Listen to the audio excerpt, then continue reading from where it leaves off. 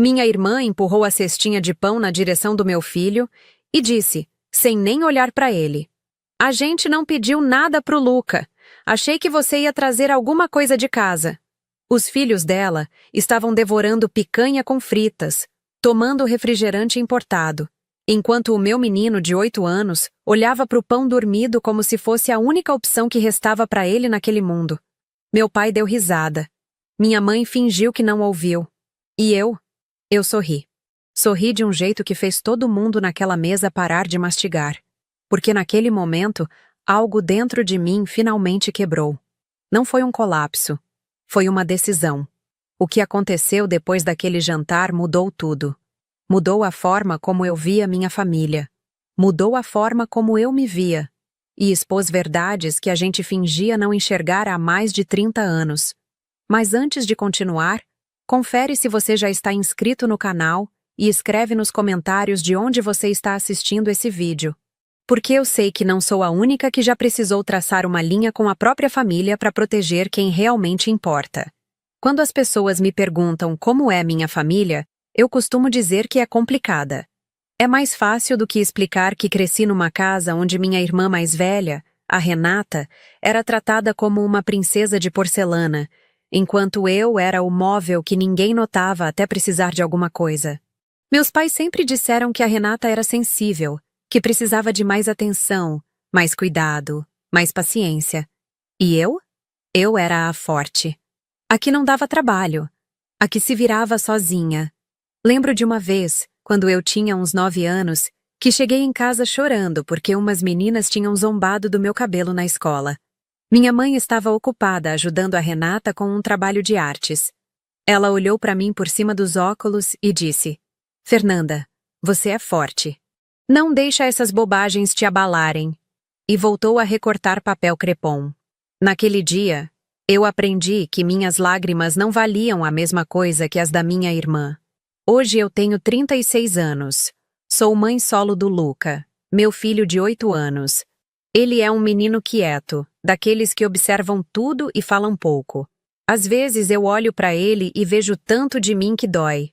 A mesma cautela, a mesma forma de medir as palavras antes de soltar. A mesma sensibilidade escondida debaixo de uma camada de silêncio. Trabalho como coordenadora administrativa numa escola particular em Campinas, interior de São Paulo. Não é um emprego glamuroso, mas paga as contas, mantém o plano de saúde do Luca em dia e me dá estabilidade. Depois de tudo que passei no casamento, estabilidade virou a coisa mais importante do mundo para mim. Me separei do pai do Luca quando meu filho tinha 4 anos. O Rafael não era violento, não bebia, não me traía. Ele simplesmente sumiu. Acordou um dia, disse que não estava feliz, que precisava se encontrar, e foi embora para Florianópolis atrás de um sonho de virar instrutor de surf. Até hoje ele manda R$ 200 por mês de pensão, quando lembra. O Luca nem pergunta mais por ele. Meus pais moram em Valinhos, a 20 minutos de carro da minha casa. O mesmo sobrado de sempre, com o mesmo sofá de couro marrom, a mesma toalha de crochê da minha avó em cima da televisão. Meu pai se aposentou do banco há 5 anos e agora passa os dias assistindo o jornal e reclamando do governo. Minha mãe ainda faz as mesmas receitas de sempre. Ainda fala baixo quando meu pai está nervoso. Ainda age como se manter a paz fosse mais importante do que manter a verdade. E a Renata? A Renata é a filha dourada que nunca perdeu o brilho. Casou com o Marcos, um cara que trabalha com importação e exportação. Seja lá o que isso significa de verdade. Eles moram num condomínio fechado em Vinhedo. Têm 2 filhos, o Pedro de 12 anos e o Gustavo de 10. E vivem postando foto de viagem no Instagram. A Renata nunca trabalhou um dia na vida.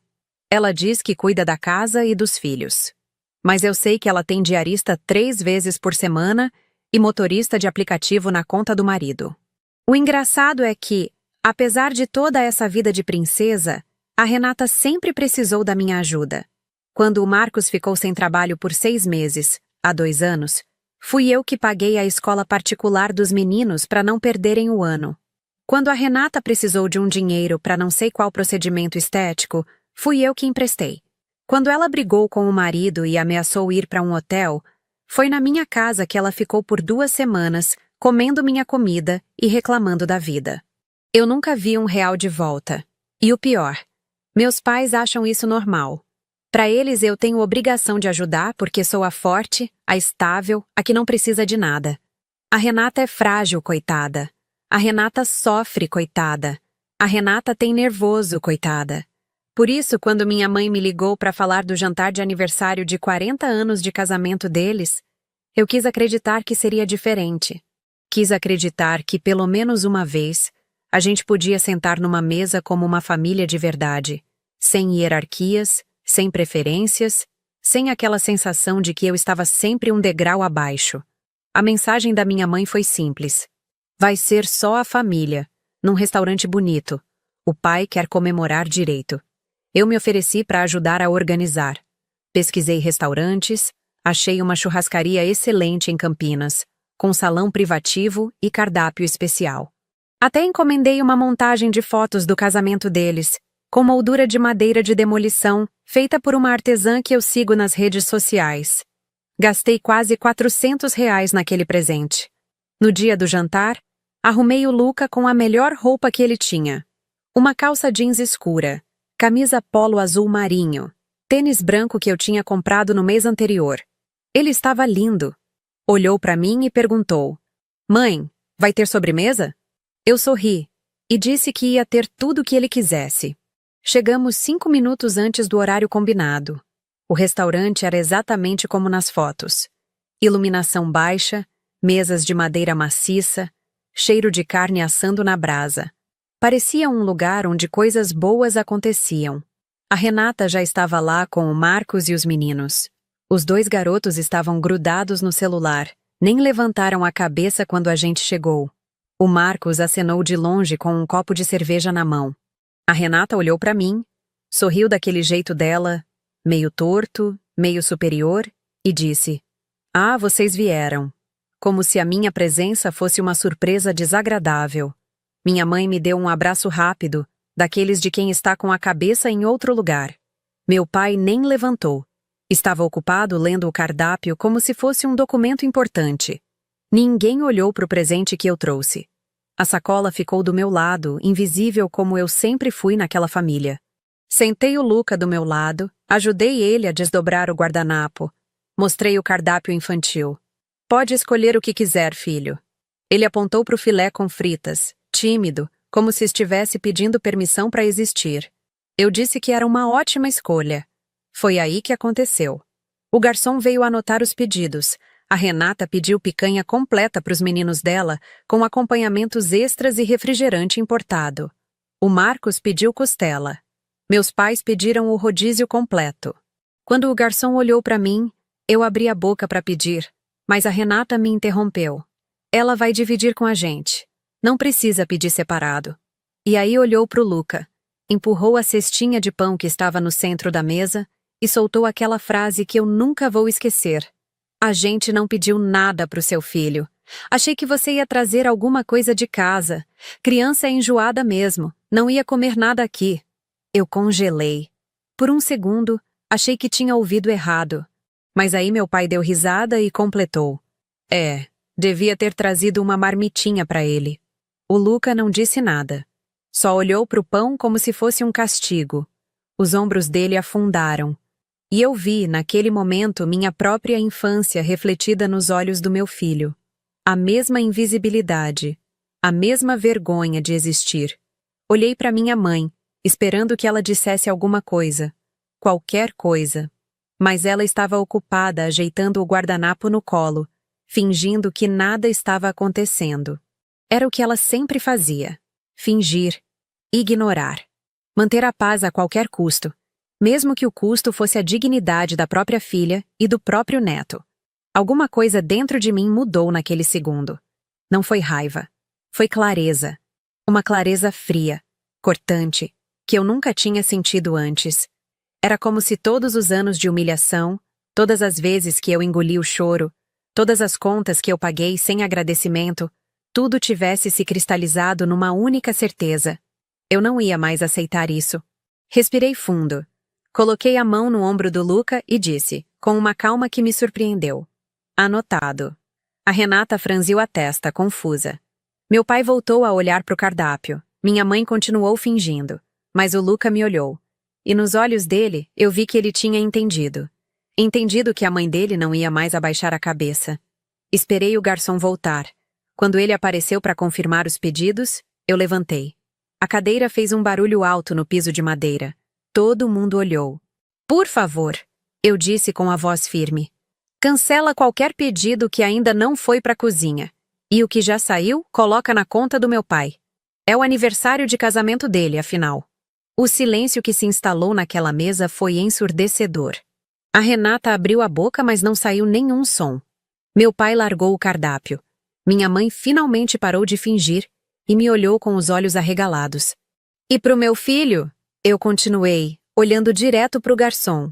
Traz o filé mignon com fritas, bem passado, e um suco de laranja natural. Pode trazer rápido, por favor. O garçom assentiu e saiu quase correndo.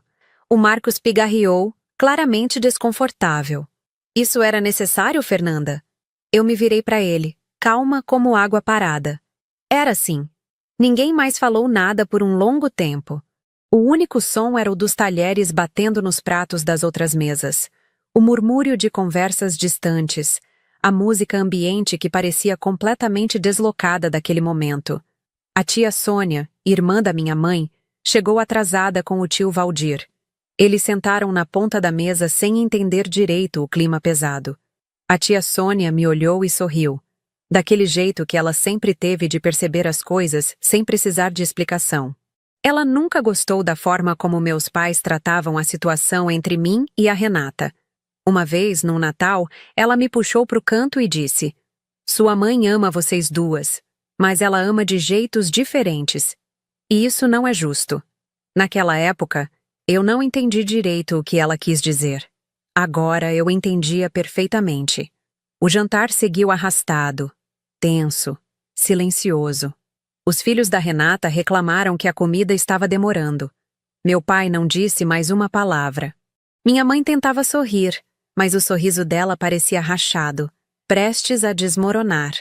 Quando a conta chegou, o garçom entregou direto para o meu pai. Ele olhou o valor, ficou vermelho, mas não discutiu. Pagou em silêncio, com o cartão que ele só usava em ocasiões especiais. Antes de ir embora, eu peguei a sacola que tinha ficado esquecida do meu lado a noite inteira. Tirei o quadro com a montagem de fotos do casamento deles. Era lindo, de verdade. As fotos antigas restauradas, a moldura artesanal, uma declaração de amor que eles provavelmente não mereciam. Coloquei na mesa com cuidado. Feliz aniversário de casamento, eu disse baixinho. Peguei a mão do Luca e saí. O ar da noite estava frio para a época do ano. Campinas às vezes faz isso, engana a gente com dias quentes e noites geladas. O Luca apertou minha mão enquanto a gente caminhava até o carro. Mãe, ele disse quase sussurrando. Oi, filho. Você não ficou com medo? Eu parei. Abaixei para ficar na altura dele e olhei nos olhos do meu menino. Não, meu amor. Eu fiquei cansada. Naquela noite, depois de colocar o Luca para dormir, eu sentei no sofá da sala com um copo de água e o celular desligado. Não queria ver as mensagens que eu sabia que estavam chegando. Não queria ouvir as justificativas, as acusações, o teatro que minha família sempre montava quando alguém ousava sair do roteiro. Por uma hora, eu só fiquei ali, no escuro, ouvindo o silêncio. Era um silêncio diferente do que eu estava acostumada. Não era o silêncio de quem está esperando o próximo golpe. Era o silêncio de quem finalmente parou de correr.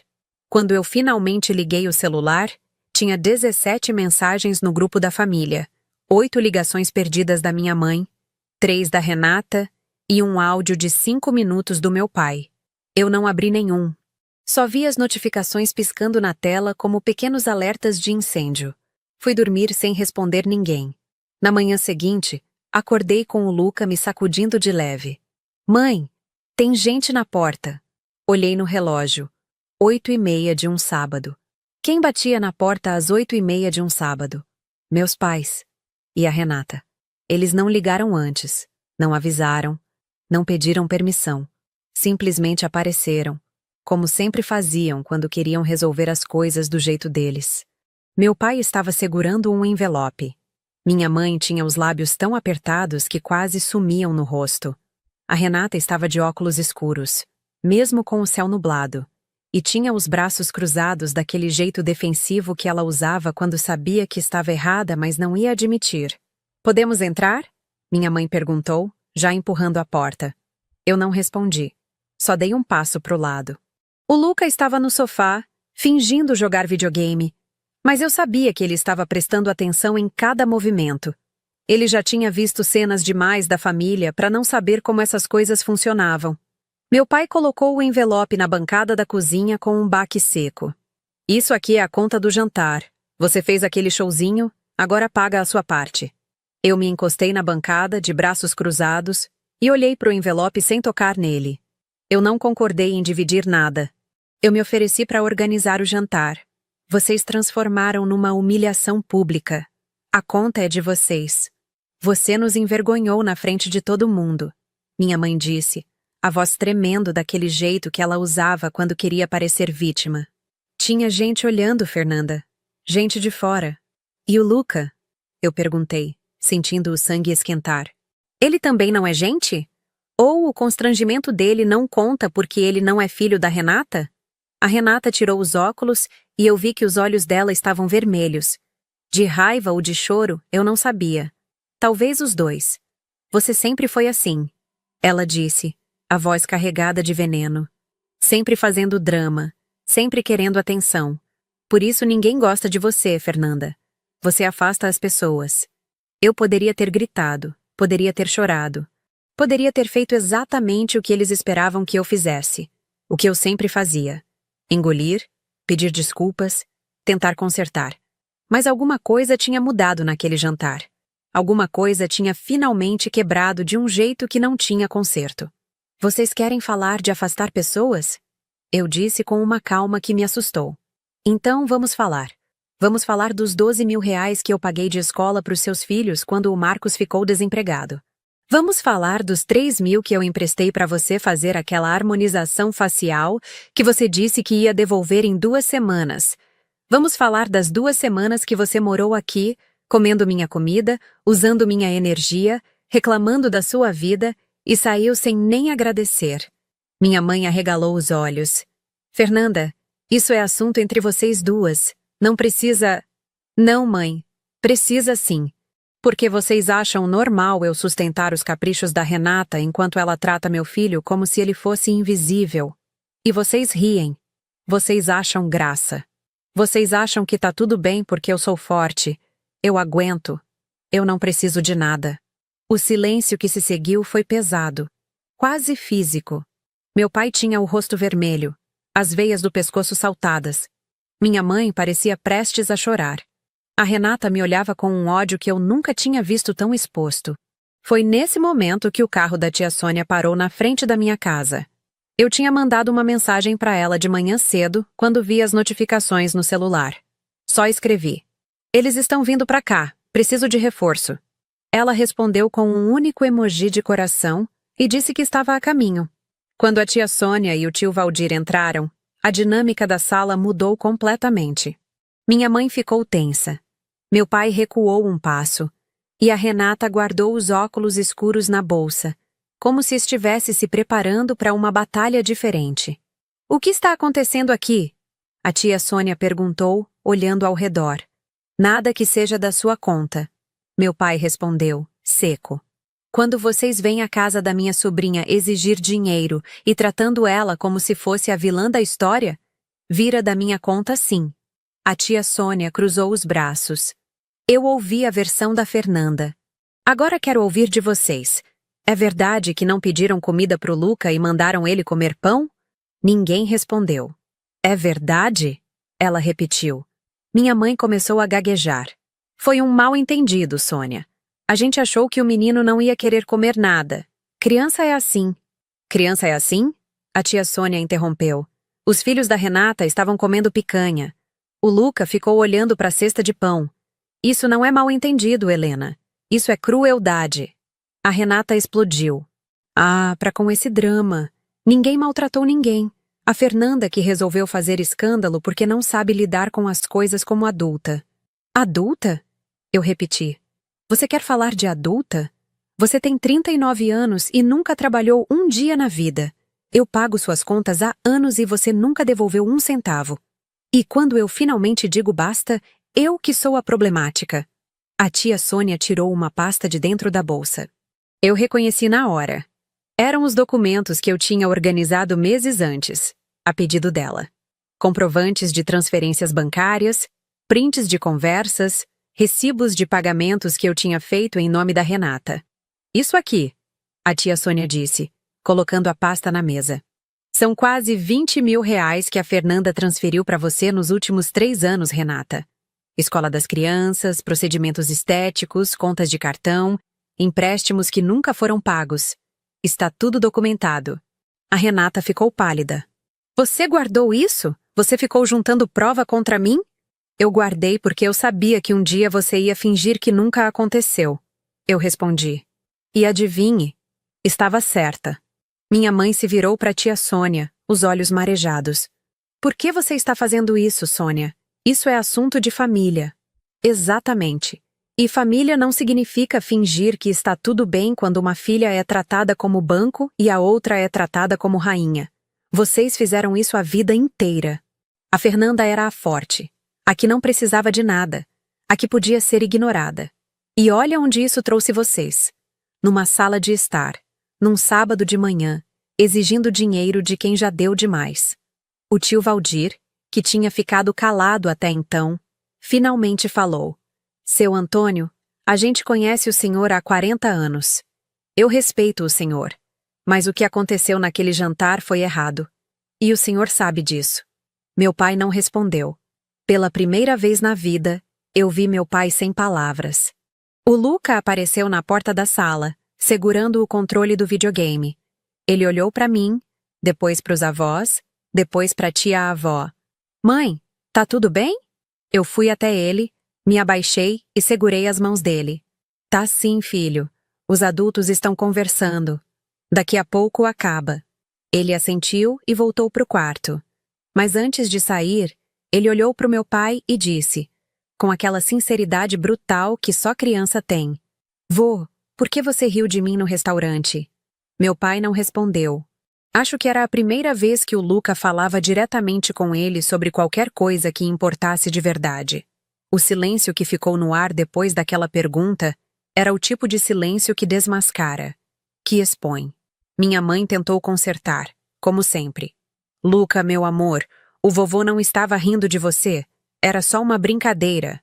Não parecia brincadeira, o Luca disse, baixinho, antes de sumir no corredor. Eu me levantei, respirei fundo e encarei meus pais.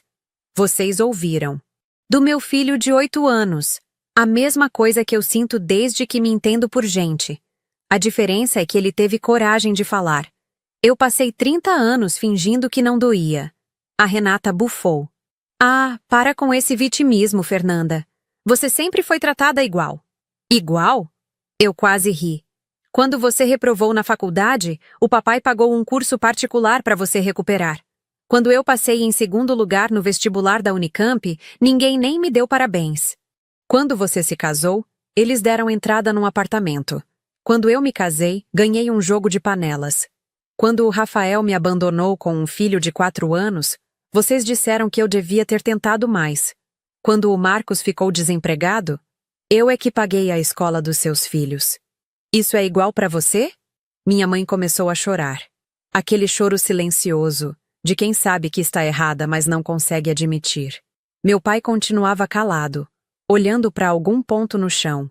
Eu cansei, eu disse finalmente. Cansei de ser o alicerce invisível dessa família. Cansei de pagar conta e levar ingratidão. Cansei de ver meu filho ser tratado como sobra. A partir de hoje, vocês não contam mais comigo. Não para dinheiro, não para favores, não para fingir que está tudo bem. Meu pai finalmente ergueu a cabeça. Você está exagerando, Fernanda. Uma discussão de família não precisa virar esse circo. Circo? Eu repeti.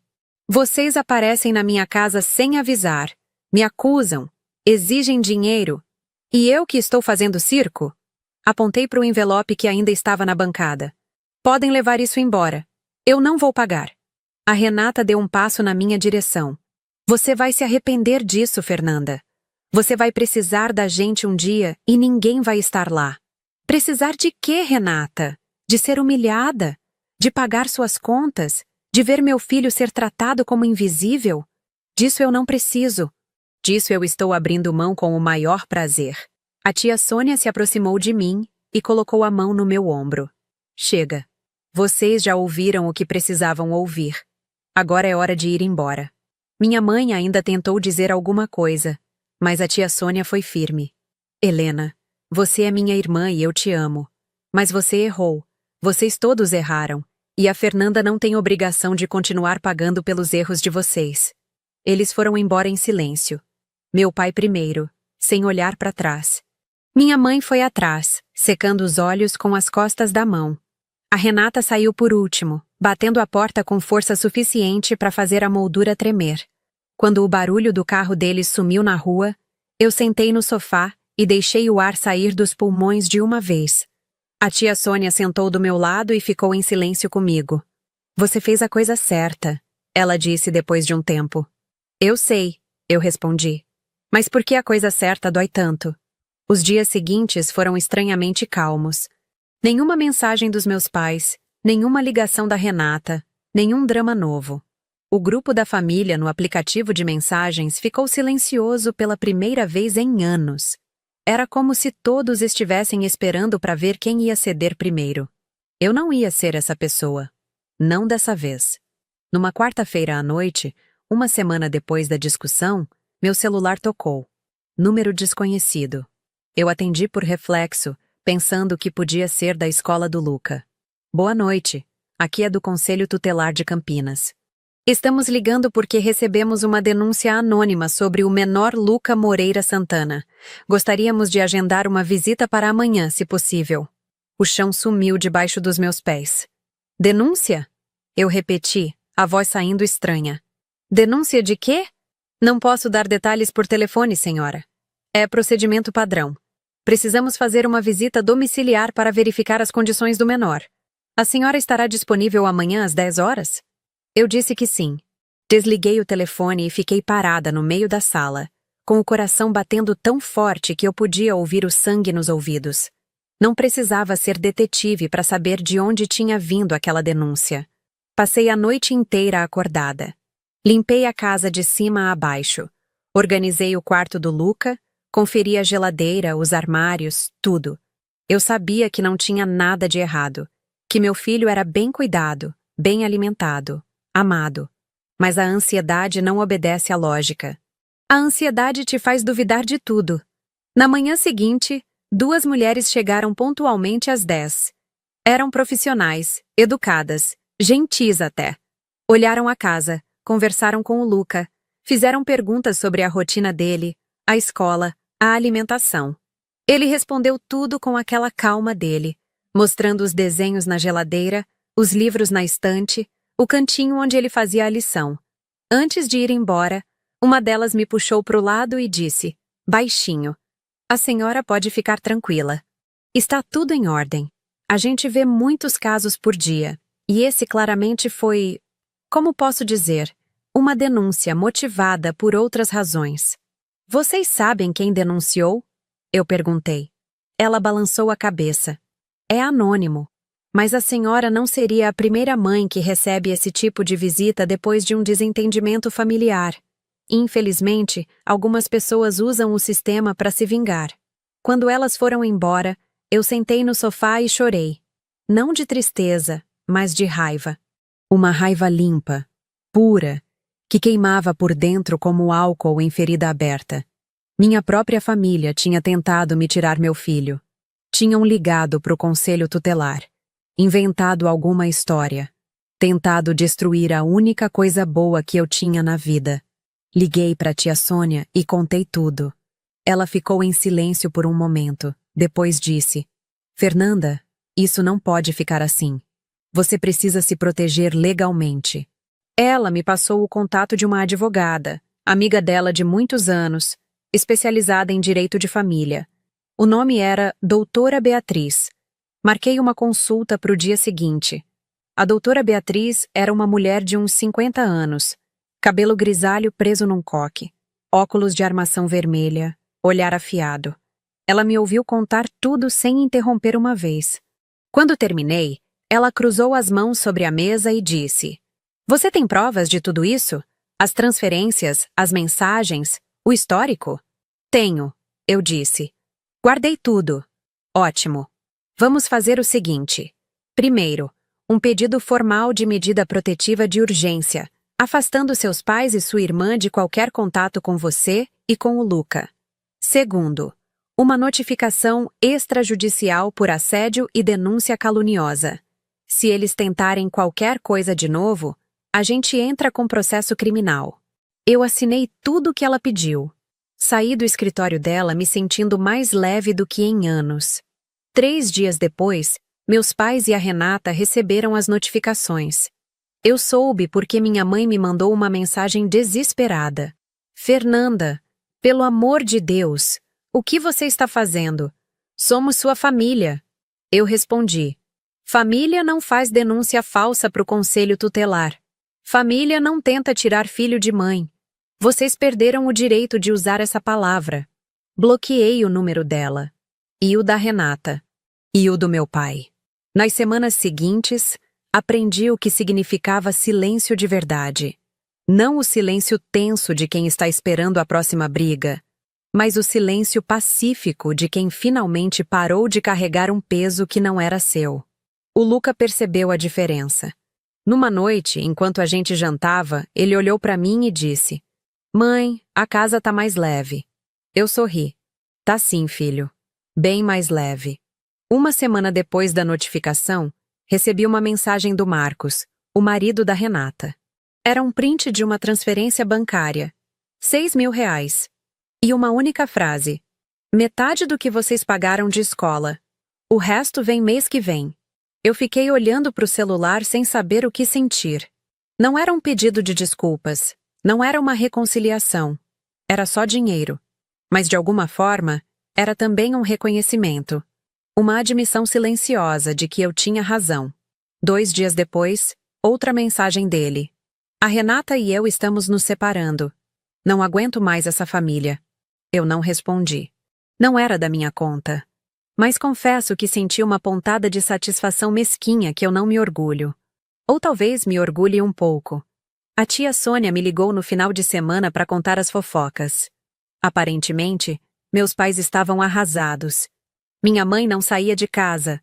Meu pai tinha parado de falar com os amigos do clube.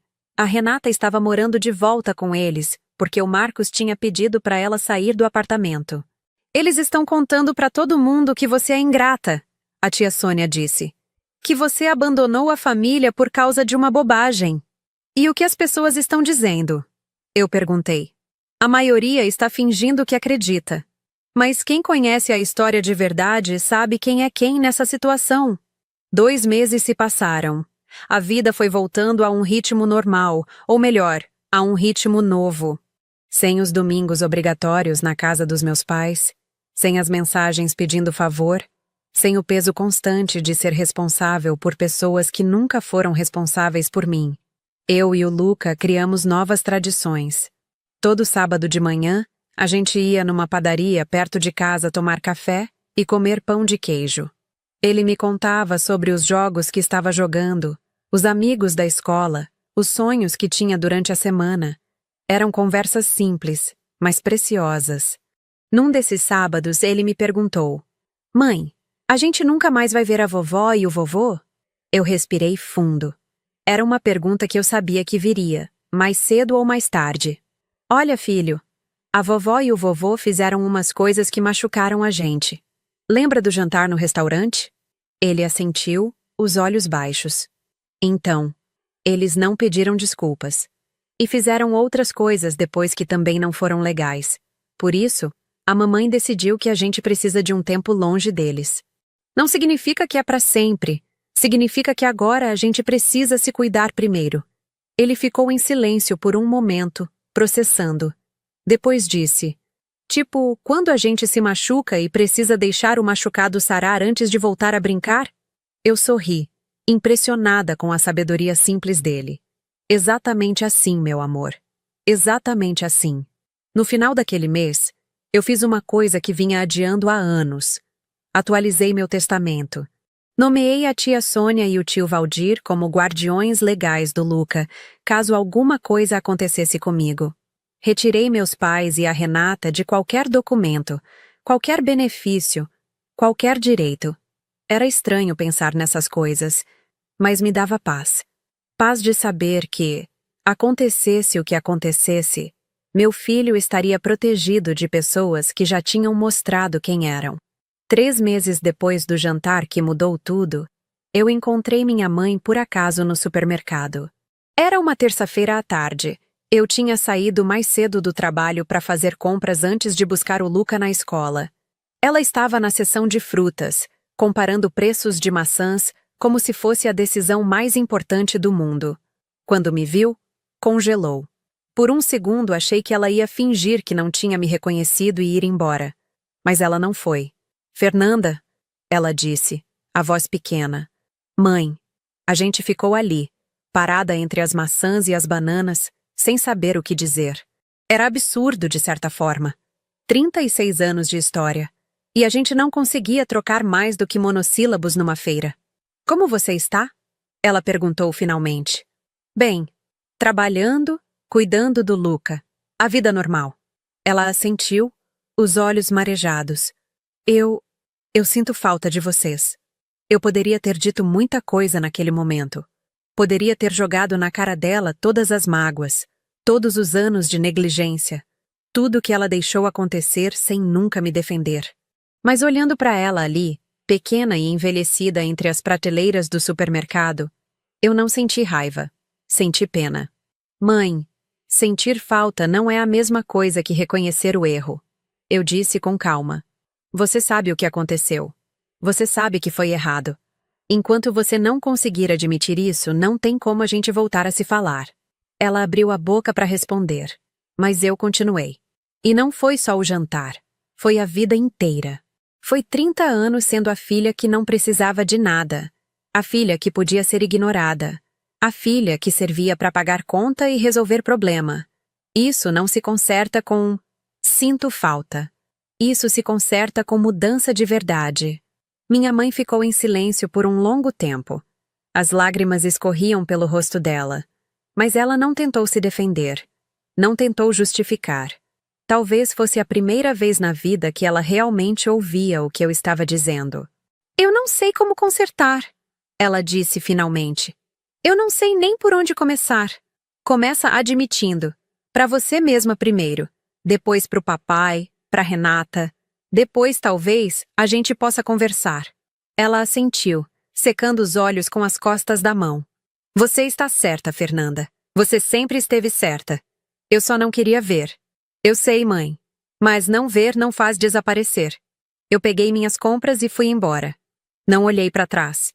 Mas pela primeira vez em muito tempo, eu não senti que estava fugindo de alguma coisa. Eu estava simplesmente seguindo em frente. Nas semanas seguintes, minha mãe me mandou algumas mensagens. Não eram pedidos de desculpa elaborados nem tentativas de justificativa. Eram coisas simples, uma foto de um bolo que ela tinha feito, uma lembrança de quando eu era criança, uma frase dizendo que estava pensando em mim. Eu não respondi, mas também não bloqueei. Era um progresso, eu acho. Pequeno, mas real. A tia Sônia me contou que minha mãe tinha começado a fazer terapia, que tinha tido uma conversa séria com meu pai, que pela primeira vez em 40 anos de casamento, eles tinham brigado de verdade sobre a forma como criaram as filhas. Ela está tentando, Fernanda, a tia Sônia disse. Não sei se vai dar em alguma coisa, mas ela está tentando. Eu sei, eu respondi.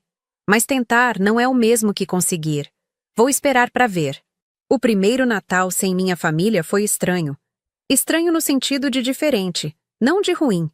Eu e o Luca passamos a noite na casa da tia Sônia e do tio Valdir. Tinha peru, farofa, vinagrete, tudo que um Natal brasileiro deveria ter. Mas mais importante do que a comida era a companhia. Pela primeira vez em anos, eu não passei a ceia medindo palavras, evitando assuntos, fingindo que estava tudo bem. Eu podia rir sem medo de estar rindo alto demais. Podia falar sem medo de estar falando coisas erradas. Podia simplesmente existir, sem precisar me justificar. O Luca brincou com os primos distantes que ele mal conhecia. Comeu doce demais, dormiu tarde demais, acordou no dia seguinte feliz demais. Era assim que Natal deveria ser. Em janeiro, voltei ao trabalho com uma energia diferente. Pedi um aumento que eu vinha adiando há 2 anos e consegui. Comecei a guardar dinheiro para uma viagem que eu sempre quis fazer, levar o Luca para conhecer o Mar do Nordeste. Uma noite, sentada na varanda do apartamento enquanto o Luca dormia, eu pensei em tudo o que tinha acontecido desde aquele jantar. Em como uma frase sobre pão tinha derrubado um castelo de cartas que eu nem sabia que existia. Em como a dor de ser rejeitada tinha se transformado em clareza. Em como perder uma família podia, às vezes, significar finalmente se encontrar. Meu celular vibrou. Uma mensagem da Renata. A primeira em meses. Eu sei que você não quer falar comigo, mas eu preciso dizer que você estava certa. Sobretudo, eu sinto muito. Eu li a mensagem 3 vezes. Não respondi. Não porque eu ainda estivesse com raiva, mas porque eu não sabia se tinha algo a dizer. Algumas desculpas chegam tarde demais. Outras chegam na hora certa. Eu ainda estava decidindo em qual categoria essa se encaixava. 6 meses depois daquele jantar, eu e o Luca estávamos sentados numa praia em Maragogi, Alagoas. O mar era tão azul que parecia mentira, tão transparente que dava para ver os peixinhos nadando perto dos nossos pés. O Luca olhou para mim, o rosto bronzeado de sol, o sorriso maior do que eu já tinha visto em muito tempo. Mãe, ele disse. Oi, filho. Você parece diferente. Eu sorri, sentindo a brisa quente no rosto, o sal na pele, a paz que eu tinha lutado tanto para conquistar. Eu estou diferente, meu amor. Eu parei de tentar consertar coisas que não eram problema meu. Ele assentiu, com aquela sabedoria silenciosa que crianças às vezes têm. Depois voltou a brincar na água, salpicando espuma para todo lado, rindo daquele jeito que só criança feliz consegue rir. Eu fiquei ali, olhando para o horizonte, pensando em tudo e em nada ao mesmo tempo. Não sei se um dia vou perdoar completamente minha família. Não sei se um dia vamos voltar a nos falar como se nada tivesse acontecido. Talvez sim, talvez não. O tempo vai dizer. Mas uma coisa eu sei com certeza. Eu não sou mais a mulher que aceita pão dormido enquanto os outros comem picanha. Eu não sou mais a filha invisível, a irmã conveniente, a tia que paga as contas sem receber obrigado. Eu sou a Fernanda, mãe do Luca. Uma mulher que aprendeu, da forma mais difícil possível, que amor próprio não é egoísmo, é sobrevivência. E se você já precisou traçar uma linha com sua própria família para proteger sua paz, conta aqui nos comentários de onde você está assistindo esse vídeo, porque eu sei que a gente não está sozinha nessa.